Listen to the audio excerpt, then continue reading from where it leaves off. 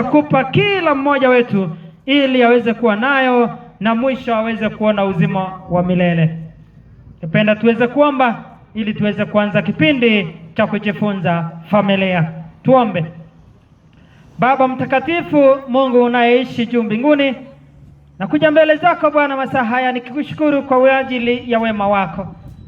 Baba, katika maeneo haya watu wako wanaendelea Mungu kwa njia iliyo bora zaidi.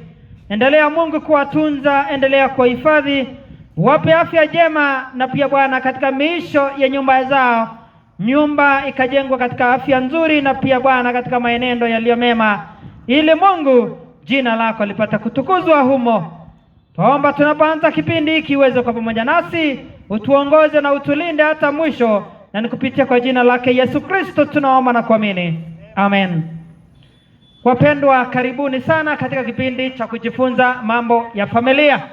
Familia tukaona kwamba ianza kwake Mwenyezi Mungu. Mungu ndiye aliyeweza kuanzisha familia alipounganisha mwanadamu Adam pamoja na Hawa, na akawapatia nafasi ya kuweza kuzaa na kuongezeka na hata kuweza kujaa katika ulimwengu. Kwa kusudi lake Mwenyezi Mungu kwamba aliweza kumpa mwanadamu hali hiyo ya kuweza kuzaa na kuendelea kuongezeka. Hivyo ndivyo ilivyo kisasi hizo yote mpaka siku ya leo, ya kwamba wengi wanaendelea kutimiza kila ambacho Mungu aliweza kuanzisha.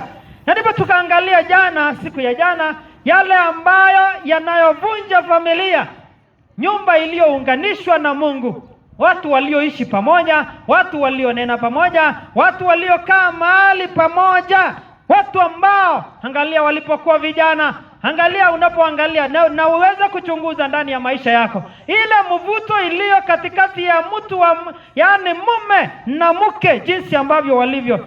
Pia unaweza ukawaangalia hata wale ambao wanaotembea, hata wale ambao hawajaoana. Angalia kuna huo mvuto. Lazima uone kuna yaani wa kike na wa kiume wanatembea pamoja. Yaani kuna hiyo mvutano ambayo iko, na kwamba uwezi ukakuta kwamba hata waangalie tu, wewe wachunguze tu jinsi ambavyo walivyo, wanavyotembea. Maana Mungu alikusudia wawili hao waweze kuwa pamoja. Wanatembea wakiwa pamoja. Angalia, utawachunguza tu jinsi ambavyo walivyo. Wengi kusudi la Mungu liweze kutimilika ni kwamba watu ambao Mungu alikusudia wote waweze kuwa kwa pamoja, watakuwa katika hali ambayo ni nzuri. Basi unapoangalia saa jinsi ambavyo vijana walivyo, wanatembea wote, yani wawili, wa kiume na wa kike. Hata wewe ukiwa mzazi wakati mmoja ulikuwa katika hali hiyo. Na unajua jinsi ambavyo ulivyofikia process hiyo ya kuweza kuweka mistari vizuri mpaka ukakubaliwa. Yaani mpaka huyo binti akakubali, ukamuoa, ukaishi naye. Yaani ile maneno ambayo ulikuwa unatuanga yalikuwa maneno mazuri. Yaani ulikuwa unamuita majina ambayo ni mazuri hata alipokubali na mkaishi pamoja, mkawa pamoja. Lakini cha kushangaza ni kwamba adui ambaye ameweza kuingia, ambao tumesema kwamba ni adui watano ambao ni wakubwa kabisa, ambao wameweza kuseparate ama kuwatenganisha wala ambao Mungu alikusudia waweze kuishi kwa pamoja. Jana tuliweza kuangalia jinsi ambavyo separation kubwa inavyoingia ndani ya nyumba ya watu wengi, wanaume na wanawake, wanapokosa kuwa na uvumilivu ama kuwa kila ambacho kinachoitwa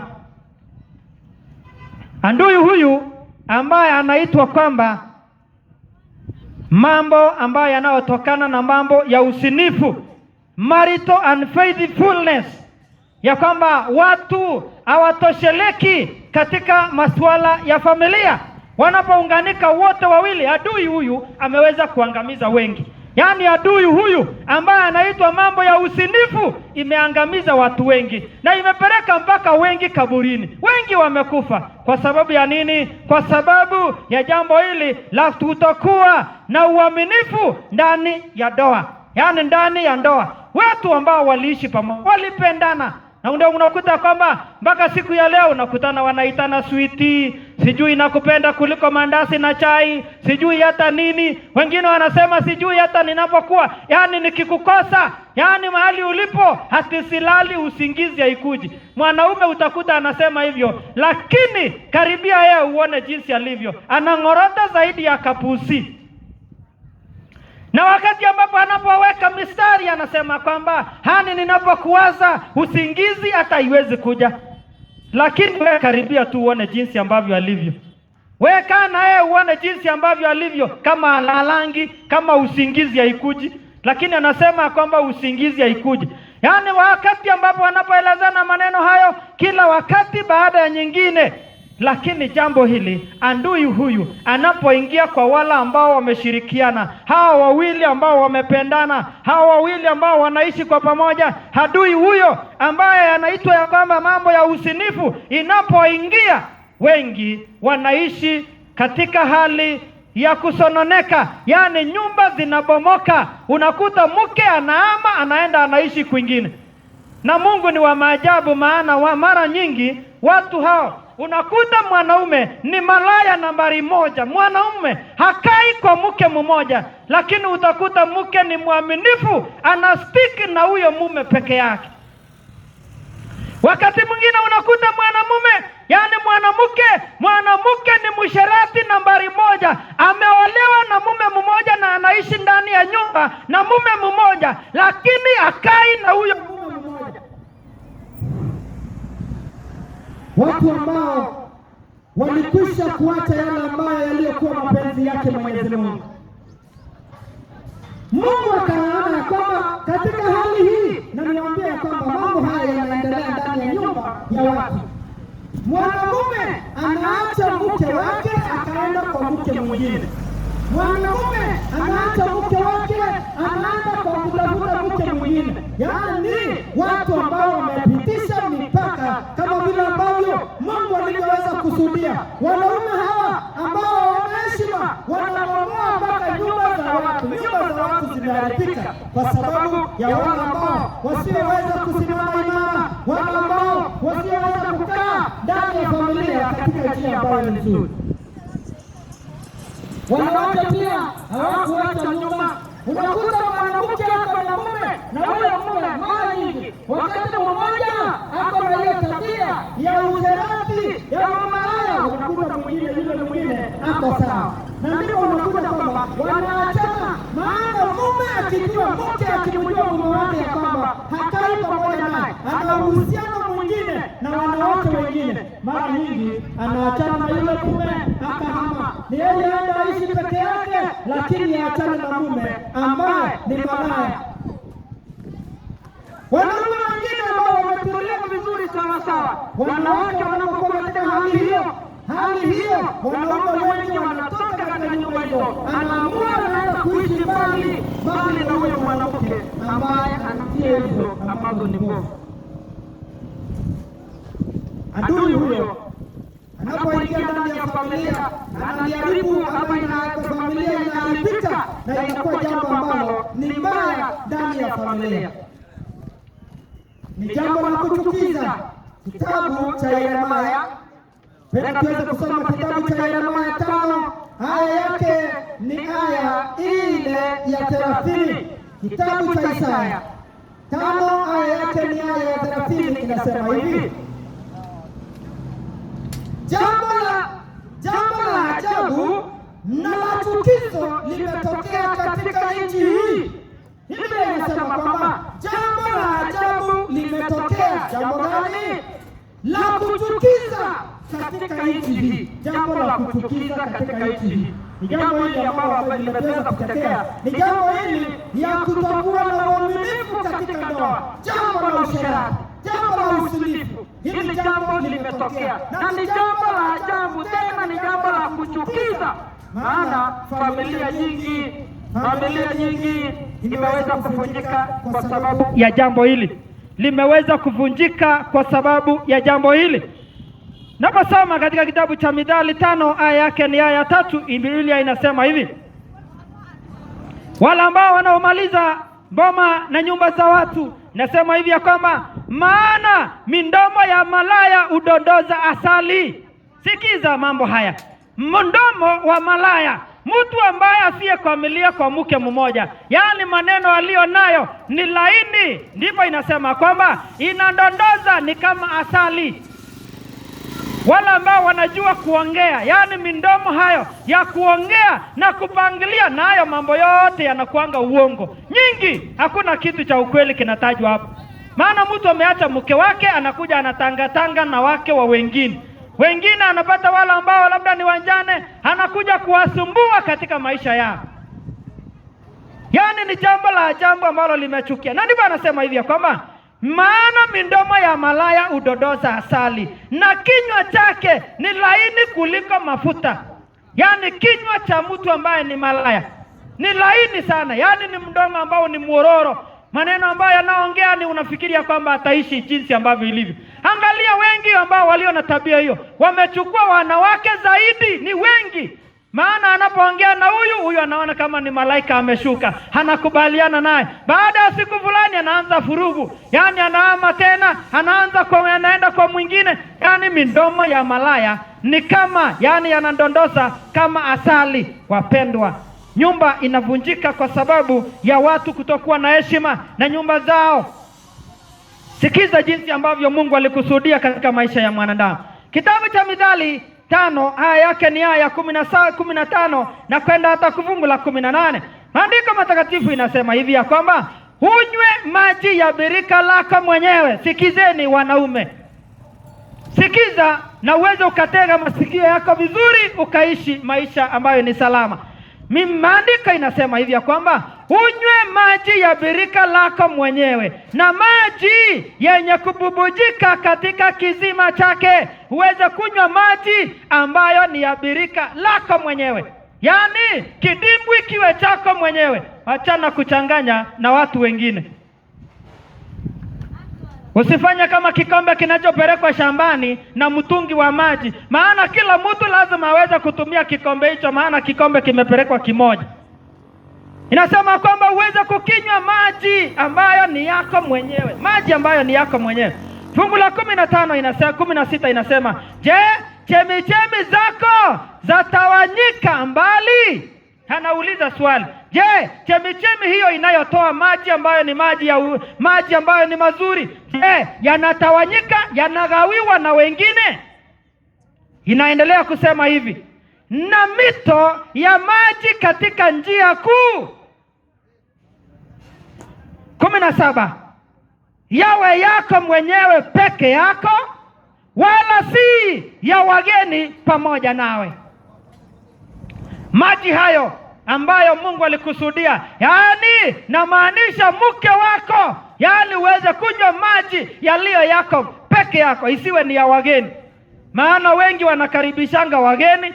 Mtu labda kama ameenda kazini, unakuta kama ni mama anakaribisha yule mtu mwingine, anakuja anachovya katika kile kiziwa ama kile chemichemi ambao Mungu aliweza kuitoa iweze kuwa kwa ajili yako mwenyewe. Ndipo anasema kwamba uweze kunywa maji ya birika lako mwenyewe, wachana na mambo ya wageni. Maandiko imesema hivi ya kwamba chemichemi yako ibarikiwe, nawe umfurahie mke wa ujana wako. Maji hayo yanasema kwamba yaweze kubarikiwa. Namna gani yatabarikiwa? Kivipi? Wakati ambapo wewe mwenyewe unapoyatumia peke yako. Wachana kuchanganya ama kuwapa nafasi wageni waweze kuharibu kile ambacho kimewekwa katika njia ya utaratibu. Wengi wameweza kulivunja agano hili ambalo ni agano la Mungu, na wengi wanaishia katika hali ambayo ni pabaya. Unapokaribisha wageni wengi katika kidimbwi hicho, yaani unapokaribisha wageni katika chemichemi hiyo, ndivyo unavyoendelea kukaribisha magonjwa mengi. Wengi wamekufa, wengi sasa ni wagonjwa kwa sababu ya chemichemi hiyo. Nani ulisikia alikula ugali na mboga na sukuma akapata ugonjwa wa ukimwi? Nani aliye na virusi vya HIV? Yaani nje ni yule ambaye aliyekula chakula kupitia kinywani mwake, ama ni yule ambaye aliyeharibu mwili wake akaharibu chemichemi ambayo inatajwa ya kwamba iweze kubarikiwa naye Mwenyezi Mungu. wale ambao wamelivunja agano hilo la Mungu. Ndipo siku ya leo na ugonjwa huo, magonjwa mengi ya zinaa katika hali hiyo imeweza kuwaongoza wengi na kuwateremusha wengi hata wakaingia makaburini. Wengi ambao wanaoenda kulivunja nyumba ya wenyewe, wageni ambao wanaotembea, wengi wameuawa, wengi wameangamizwa, ni kwa sababu ya kutokaa na kutosheleka na kile ambacho Mungu aliweza kuwapa. Wengi wameingia mauti kwa sababu ya jambo hili. Fungu la 10, fungu la 20, kitabu cha Mithali 5 fungu la 20 kasema hivi: mwanangu, mbona unashangilia malaya na kukikumbatia kifua cha mgeni? Maandiko yanatoa swali hiyo ya kwamba mbona unashangilia mtu ambaye ni malaya? Ukipata wanaume wakati wameketi peke yao, unasikia wanaanza kujibizana, wanaanza kuongea masuala juu ya jinsi ambavyo wanawake walivyo. Wengine utashangaa, wengine wanaketingi kando ya barabara ili waweze kuangalia jinsi ambavyo wanawake wanavyopita na mienendo yao. Wanaangalia tu jinsi ambavyo wanavyoendelea, wanavyoenenda, hatua zao na jinsi ambavyo wanavyoenenda, kwa sababu jinsi ambavyo ilivyo ni kwamba wamefikia kiwango hichi. Na ndipo unasikia wanasemanga kwamba unaona fulani jinsi alivyo, yaani huyu akipatikana anakaa katika hali ya uzuri. Maandiko yanatoa jambo hili.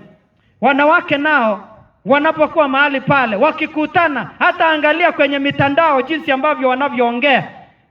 Wengine wako katika hali ya display, kujitafutia.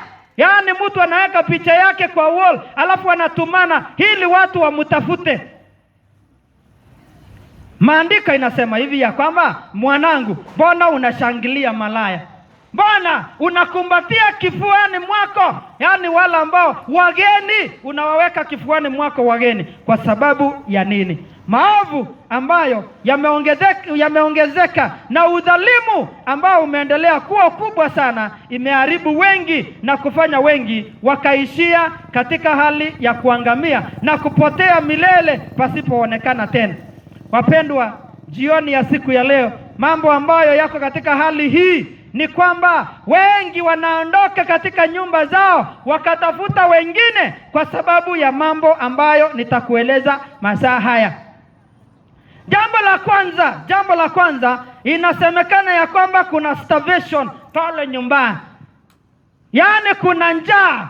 Wengi wanapotoka ndani ya familia zao, wanaume wanapoenda kutafuta wake wengine, yaani kuna njaa, wanapata njaa, yaani wanawekwa katika hali ya njaa. Wamama wanaweka waume zao katika hali ya njaa, wanakaa katika hali ya njaa. Na ndipo kunapokuwa na njaa nyumbani, lazima aende atafuta mahali ambapo atalishwa. Katika mambo yote, masuala yote mawili, chakula cha mwili na pia masuala ya kidoa. Wanawake wanapokaa katika hali ya tabia ambayo inairishwa kama mnyama ambaye anayeitwa punda, wamama mara nyingi wanapiga teke waume zao. Yaani mateke yanapatikana. Unafikiri mtu apigwe teke mara moja mara mbili ataendelea kukaa hapo? Wale ambao wanajulikana katika utafiti wa kisayansi ni wanyama wawili ambao anaitwa punda na jogoo. Hao hawajui break, hawana break yao. Hawa wana break. Kazi yao ni kwamba wao wanatumia hali ambao walio nayo, kila kitu ambacho, ili kuweza kuondoa njaa walio nayo. Kwa hivyo wanawake wengi na waume wengi wameweka familia zao, yaani mke na mume, katika hali ya njaa. Waume wengi wanaacha wake zao nyumbani. Unakuta ameenda mbali, anaenda sehemu, yaani anaenda kwa umbali wa miezi nyingi, anaacha mke wake nyumbani. Mke naye anasoroteka katika afya yake, yaani anapata njaa, na mwisho anaanza kutafuta wengine ambao watamulisha. Starvation. Njaa hiyo inayopatikana katika masuala ya ndoa. Yaani ninaongea njaa, si njaa ya chakula. Wewe wacha kukaa katika hali hiyo. Futa hiyo nani. Sasa unaanza kushikashika tumbo. Sio tumbo. Maandiko haya yamaanishi tumbo. Njaa hii inayozungumzwa si ni njaa ya tumbo, na ndipo anasema hivi ya kwamba wanawake wengi wanapiga mateke waume zao. Waume zao wanaacha wanawake wao kwa muda mrefu. Unafikiri watakaa hivyo? Mungu aliwatengeneza katika hali ya kuwa na mwanamume. Wakati mambo haya yanapopungua pale nyumbani, lazima waweze kutafuta mbinu za kuweza kujikimu katika maisha yao na katika hali yao. Jinsi ambavyo daktari ameweza kutufundisha, vyakula ambavyo watu wanakula nyingi ambazo zinaliwa, yanapoharibika ndani ya mwili yanalete mwili katika hali ya kutoka katika njia ambayo ni nzuri.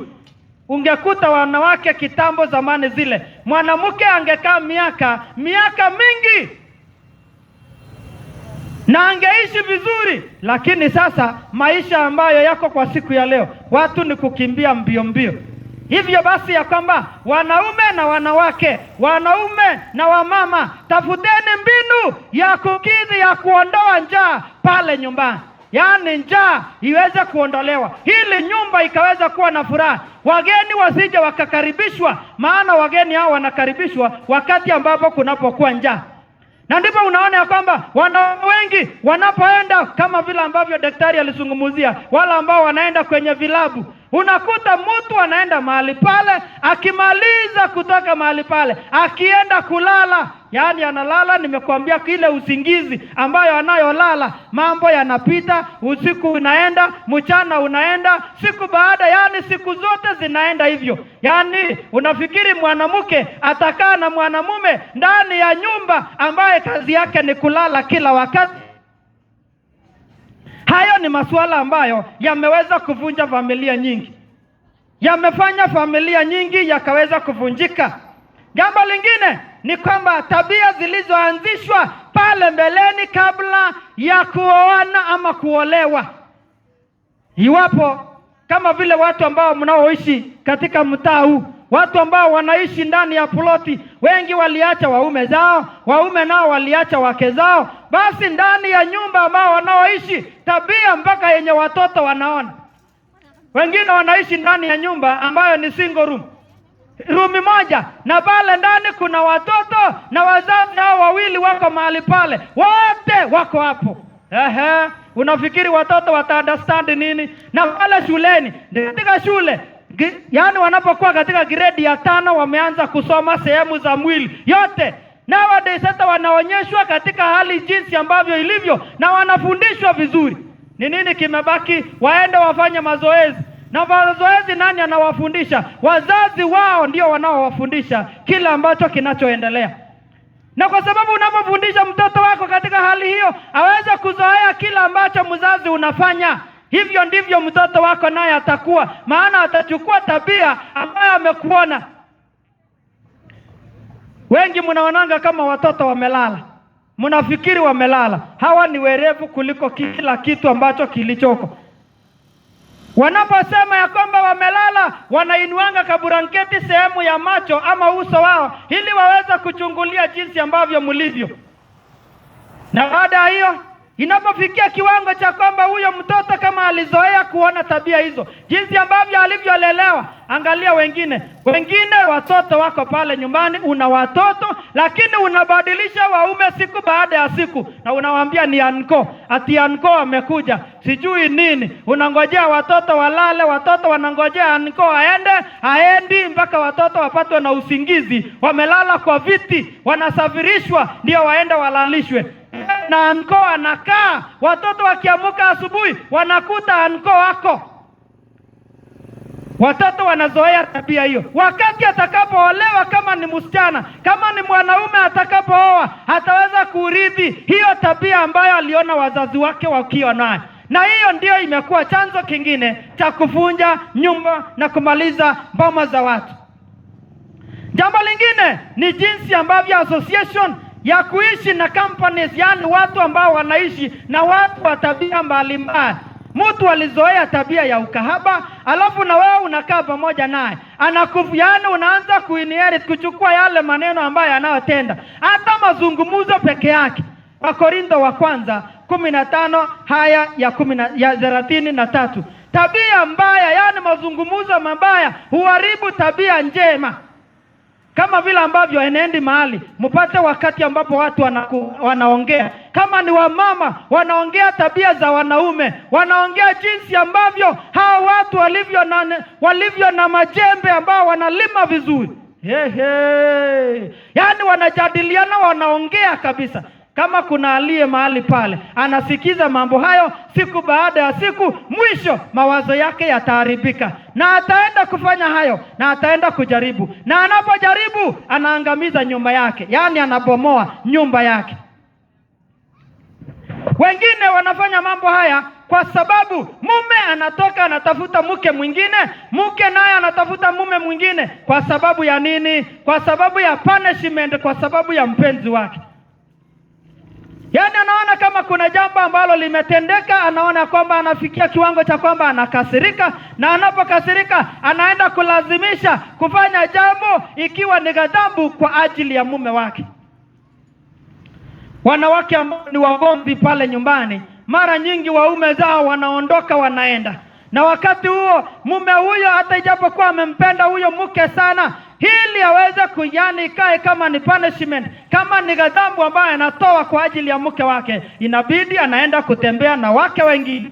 Kama ni mke naye vivyo hivyo, kwa sababu kuna wale ambao labda wanaogopa mambo na mapigo, kuna wale ambao wanaogopa, yani hataki, anamheshimu mke wake, lakini anaona kwamba akija kumchapa, yani anafedheisha, ama anafanya hata community iweze kumchukua katika hali mbaya. Na kwa sababu ya hiyo anafanya jambo ambalo litamuumiza mke wake kwa njia hiyo ya kuenda na kuvunja mambo ambayo ni ya ndoa. Wengine wanajaribu, wengine tabia ambayo imevunja mambo na masuala ya ndoa. Wengine wanapoangalia mtu ako na mke wake, na mke wake ni mrembo, yani ni ako katika hali ambayo aliyomwangalia wakati ule, na akamchagua kwamba ni mrembo kuliko wengine wote duniani. Na wakati ambapo anapokuwa anaangalia mwingine, anaona kama hayuko sawa na yule mwingine. Yani anajaribu aone, yani asawanishe, je, mke ambaye niko nayo ndiye ni sawa na yule mwingine?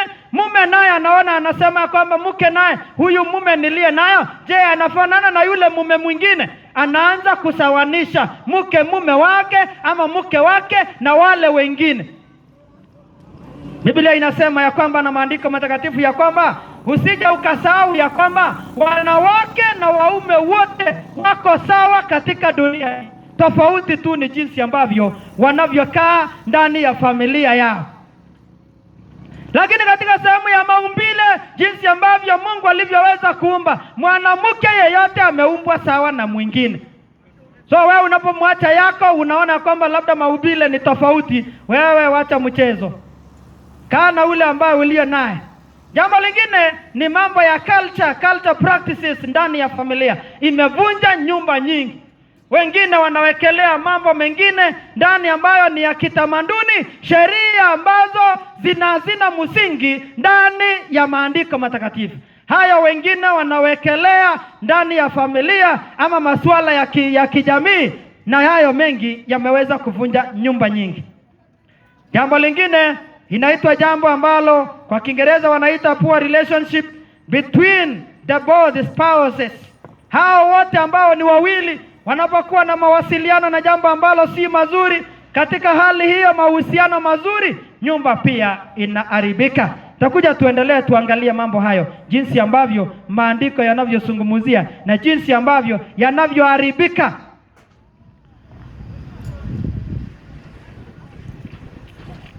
Jambo lingine ni kwamba jambo hili la mambo ya usinifu imeharibu watu wengi.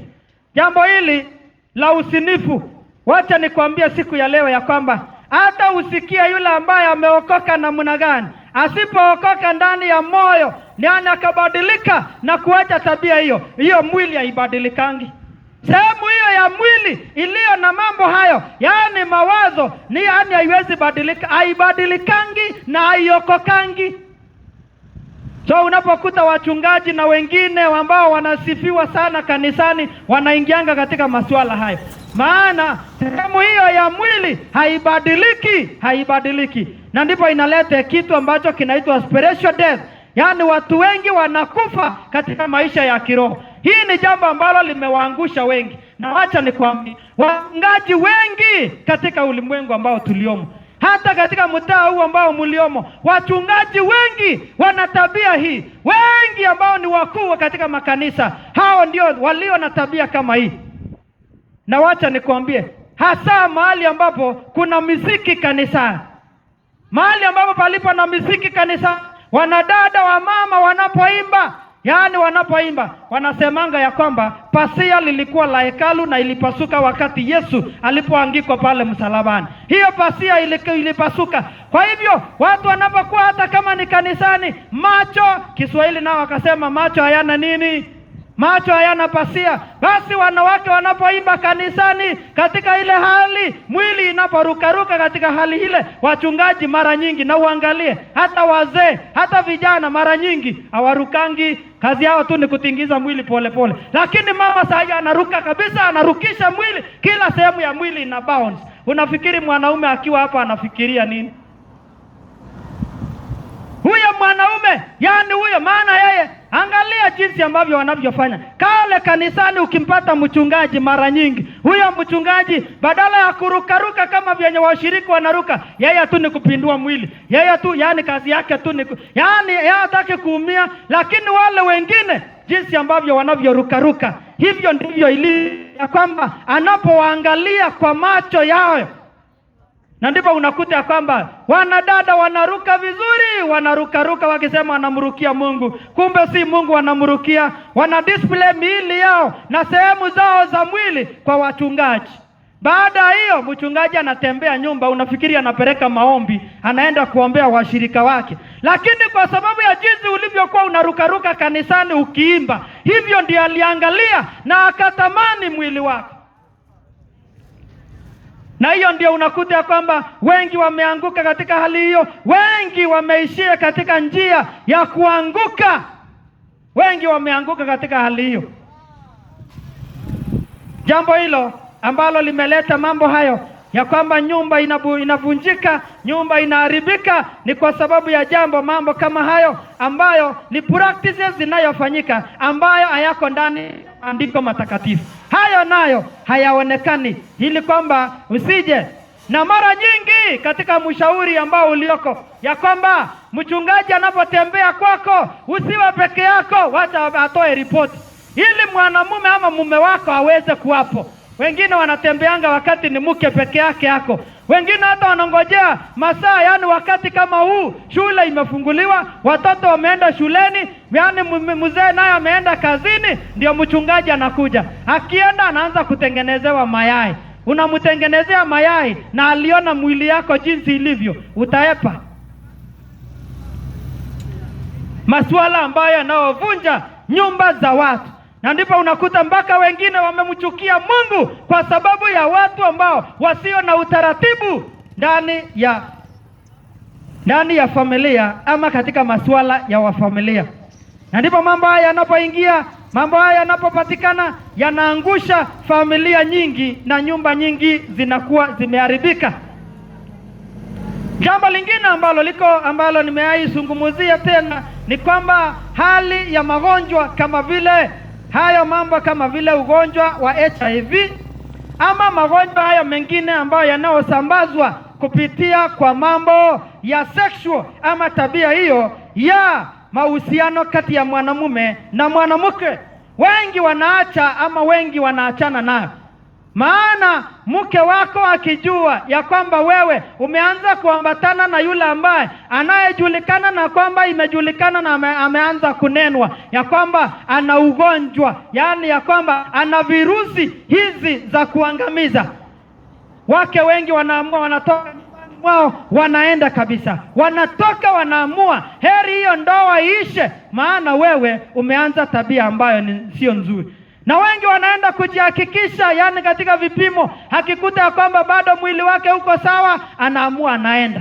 Wewe mwanaume unabaki hapo, unaendelea kubaki, na wakati utajijua ya kwamba umeingia mahali ambapo si pazuri, hapo ndipo unakuta kwamba watu wanaanza kuwa na tabia ya kuzunguka nyumba za wengine.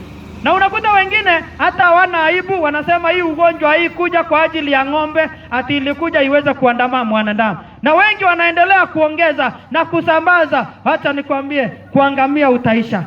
Heri wala ambao, wacha nikwambie, wewe ambaye umepatikana katika jambo hili kwamba huko umelikusudia likakupata. Omba Mungu wa mbinguni, Mungu ambaye aliye na rehema zake, ya kwamba Mungu ana uwezo wa kukulinda ili uweze kupata ufalme wa mbinguni. Hata kama ugonjwa huo imekuingia, na labda ilikuingia kwa yani wewe mwenyewe hukutafuta, ilikuingia kwa njia ambayo hukuweza kuelewa.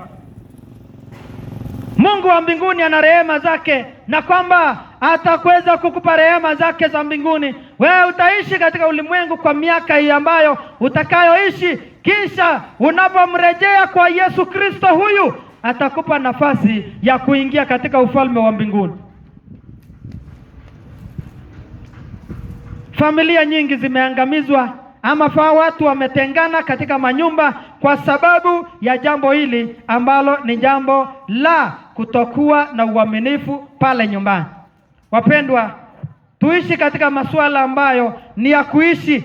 Kaa na mume wako, kaa na mke wako kwa njia ya utaratibu, mambo yaweze kukaa mazuri. Yaani, na muweze kuwa na mazungumzo ambayo yaliyo mazuri. Haya ni yale ambayo tuliangalia jana, ya kwamba ni mambo ambayo yanaondoa wanaume wengi. Kama kuna kitu ambacho kinaharibu mwanamume, wanawake, napenda uweze kuchukua jambo hili ukawa nayo ndani ya mawazo yako. Kama kuna kitu ambacho kinaharibu wanaume wengi, na wanaume wengi hawataki jambo hili, ni mambo ambayo ni ya makelele ndani ya familia.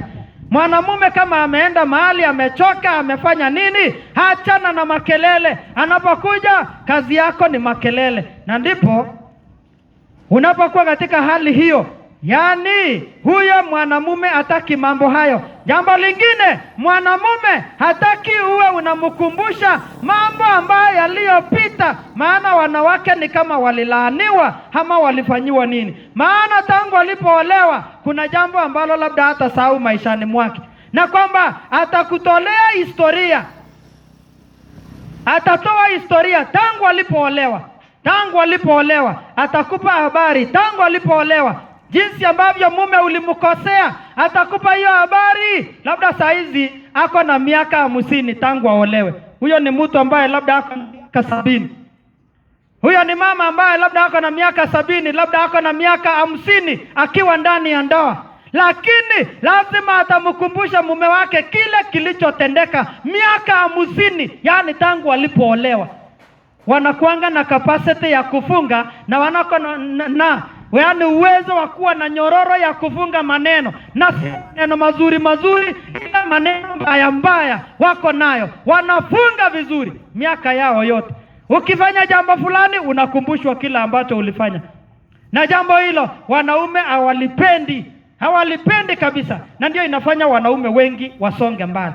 Kama vile inenavyo maandiko katika kitabu cha Mithali 21, haya yake ni aya 19, inasema ni afadhali kukaa katika nchi ya nyika. Yaani wanaume wanasema ni afadhali kukaa katika nchi ya nyika, yaani sehemu ambapo hakuna watu, kule jangwani. Kwa nini? Kuliko na mwanamke mgomvi mchokozi. Mithali 21 haya 19.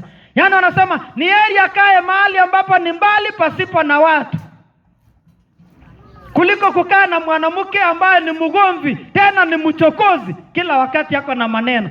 Yaani ukitaendelea kusoma na maandiko, kuna mahali ambapo inasema kwamba wanatonatona kama mvua, yaani wakati wa rasharasha, mvua inapoendelea kunyesha.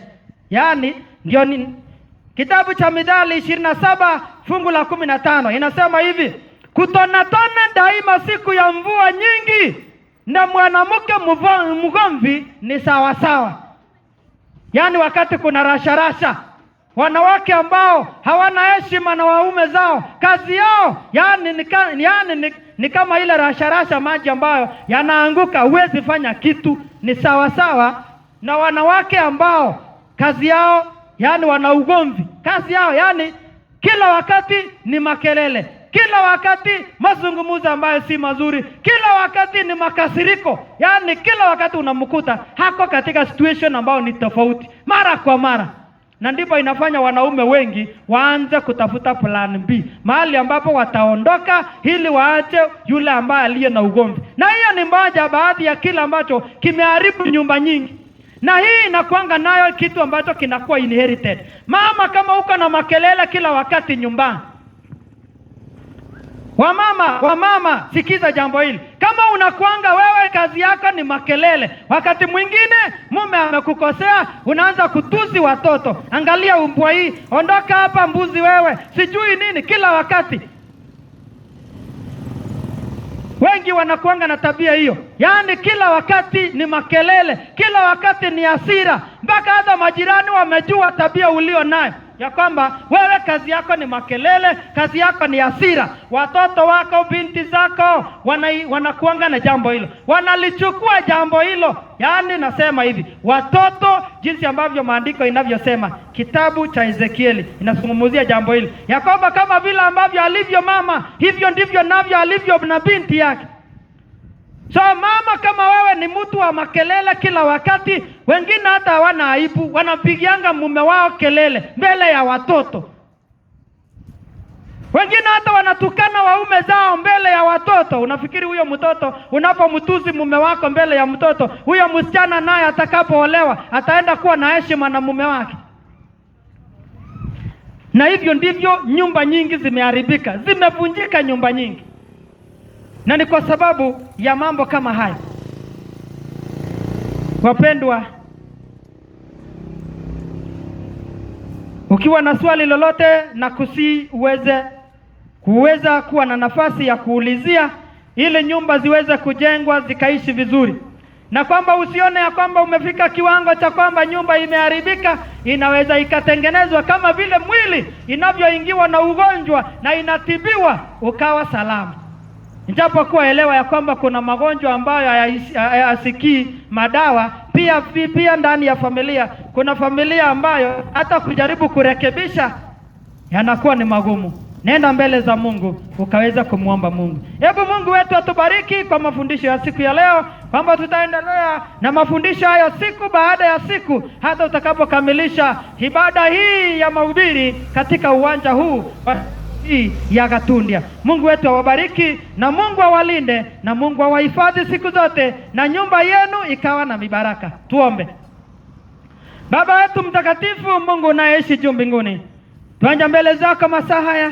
Tunakushukuru kwa ulinzi wako ambao Bwana umekuwa pamoja nasi, umeongoza kila mmoja wetu. Mungu ulibariki kila familia, mume, mke na hata watoto. Mungu ukawapa mibaraka yako ya kipekee, waishi maisha ambayo Mungu umekusudia. Endelea Baba kutenda yaliyo mapenzi yako, ukaendelea Mungu kuwafunulia yaliyo mema. Endelea Mungu kurekebisha mahali popote ambapo pamemoboka, ili nyumba na wote ambao wanaoishi wakaishi Bwana katika maisha mazuri. Usalama ukaweza kuonekana, na sifa na utukufu zikatoka katika nyumba hiyo zikaingia katika kiti chako cha enzi kule mbinguni. Wewe pamoja nasi na kutulinda kupitia kwa jina la Yesu Kristo tunaomba na kuamini. Amen.